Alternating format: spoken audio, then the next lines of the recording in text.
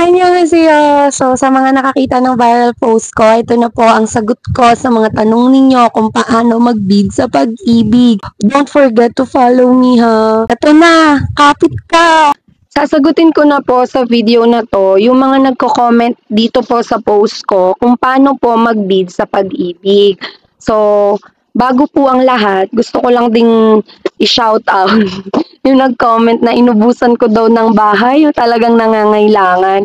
Huwag ka pong mag-alala kasi po sa 5 po na napanalunan ko, isa lang po dyan yung kukunin ko. Ito lang po yung kukunin ko. Kaya hindi ko po mauubusan yung nangangailangan. Yung mga hindi ko po napili ay automatic pong ibibigay ni Pag-ibig sa second winner. Kaya, baby kalma. So, unang-una po sa lahat, kapag po kayo ay magbibid ng foreclosed property kay Pag-ibig, dumiretso po kayo sa website. This one po, ito po, pag-ibigfund.gov.ph/acquiredassets.html. So, wag na po kayong pumunta sa mga ahente na kailangan yung magbayad. Tapos, manalo or matalo po kasi, hindi nyo na po mababawi yung binayad nyo. Kaya, nakakaiyak lang. Naranasan ko na po kasi yon. So, do it on your own na lang po. Punta po kayo sa website na to at dito nyo po makikita yung list of properties for sale. So, punta po tayo dito. So, sa list of properties for sale, meron tayong first auction, second auction, tsaka negotiated sale. Ito pong first auction, pag nanalo po kayo dito, ay kailangan nyo ng 5% down payment. Kung cash or installment, wala po kayong makukuhang discount. Pero pag dito po kayo sa second auction, same po, pag nanalo kayo, may 5% na down payment. Pero kapag cash, up to 30%. Makukuha yung discount. Pero kapag installment, parang may 10 or 20% po discount yan. Kapag dito naman po kayo sa negotiated sale, nag-bid, at nanalo po kayo, ito po yung down payment ay 1,000 pesos lang. So, dito po ako tumaya. Kapag kinash ko po yung bahay, 45% po yung i-discount sa akin yung Pag-ibig. Pero po, dahil mag-house loan po ako, na payable for 30 years, 10% lang po yung discount na makukuha ko. So, pagdating nyo po dito, kung nakapili na po kayo, kung first, second, or negotiated sale, pili lang po kayo ng lugar. So, ako po, dahil taga Cavite po ako, dito ako naghahanap sa NCR branch. May 13 po, i-open yung mga bidding offers. So, kailangan mula May 6 hanggang 10, ay makapag-bid na po kayo, makapagpasa na po kayo ng bidding offer sa Pag-ibig branch na malapit sa inyo. So, try natin to. So, pindutin nyo lang tong C-list. Pwede rin to sa cellphone na, ma-open nyo rin to sa cellphone. Tapos ito yung magiging itsura niya. Nandito po yung instruction. So, as is, where is po tayo.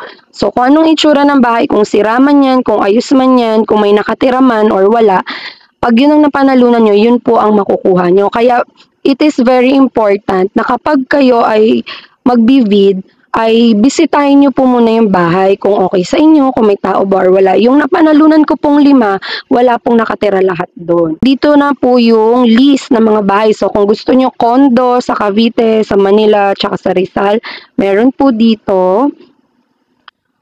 Meron naman ditong lote lang, okay? Meron din dito, ito na yung mga bahay. Ito, single detached, single attached, mga subdivision to.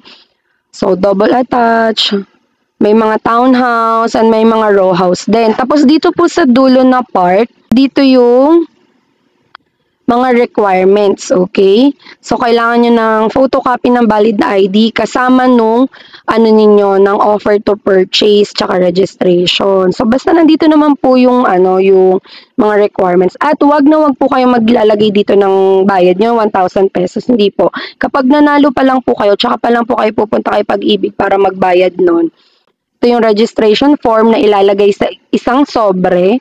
Tapos, ito naman yung offer to purchase na ilalagay dun sa pangalawang sobre. Dito nyo po isusulat yung property number at saka yung address ng napili ninyong bahay. So, yung minimum selling price, ito po yung presyo ng Pag-ibig. Ito po yung offered price, ito po yung presyo nyo.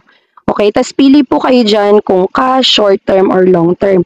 Pag mag-short term at maglo-long term po kayo, kailangan nyo po maglagay ng proof of income doon sa pangalawang sobre kasama nitong offer to purchase na form. Pero pag cash, no need na po. So, tas ito po ay fill upan nyo rin po, kasama po yan sa offer to purchase. Okay, so etong iba naman po na to ay para po yan sa may mga representative kung wala ka po dito sa Pinas. So, saan nyo po ba makikita yung mga property number? Ito po yon yung mga to.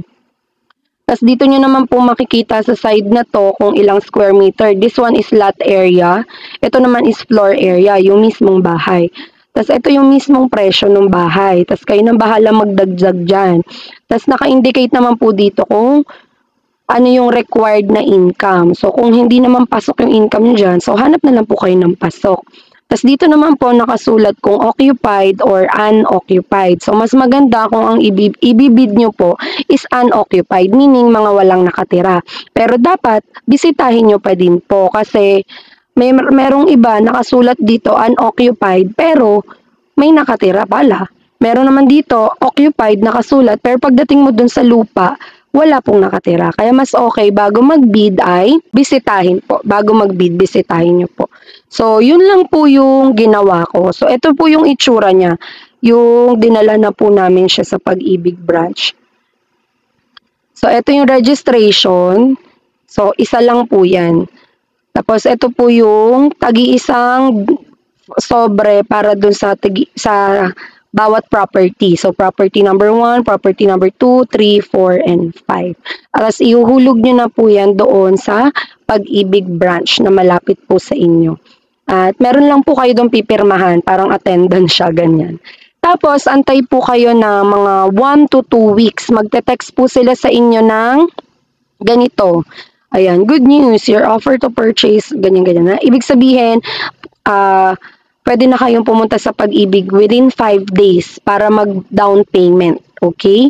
So, in my case, 1K ang babayaran ko. Bukod sa 1K, meron pang ibang babayaran doon, which yung insurance, mga ganyan. Pero di naman yun naabot ng 10,000 mahigit, ganyan. Pero kung doon kayo nag-bid sa first and second auction, 5% po ang down payment niyo. Kapag hindi naman po kayo nanalo, tinetext pa din po. Kasi last time, nung hindi ako nanalo, tinext pa rin po ako. Kaya, yun lang po. So, yun na. Natapos nyo ba? Kung meron kayong hindi pa naintindihan at may meron pa kayong mga tanong, just comment down below. Sasagutin ko yan. Masipag ako dyan. And please, follow me on my journey. Annyeong!